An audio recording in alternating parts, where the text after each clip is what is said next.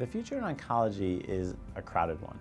Because of all the success that companies are envisioning and all the new launches with teams and with products, sales reps are going to have a very challenging role to play. We know access is down, it's going to be harder to get in front of those customers. So how can we build a compensation plan that really motivates the right behaviors and motivates them to create the right experience for their customers? The reps are often very senior. They need to be able to speak at a technical level and have an experience level that gets them access to the key customers, and their pay will reflect that. In addition, when they actually go into their customers, it is a complex situation with many different stakeholders, from account types, hospitals versus clinics versus offices, and then even in each of those institutions, talking with the physician, the nurse, maybe a coordinator as well.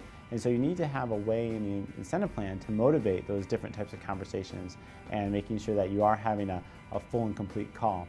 About 70% of companies incorporate compliance into their incentive plan.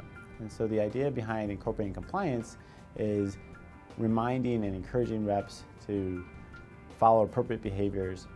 Another thing that the IPR results show us is that 2/3 of oncology teams actually use commissions.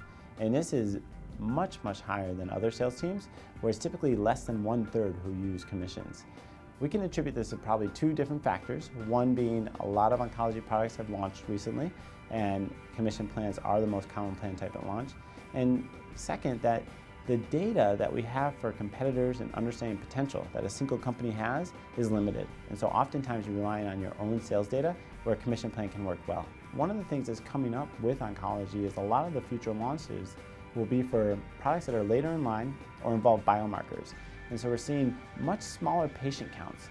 You can imagine there'll be situations where a rep, their bonus for that period will be based on getting less than 6 patients on a product. So if you think about one patient accounting for 20% of their total potential goal, there's going to be a lot of complexities and things that we need to consider when building out that incentive plan.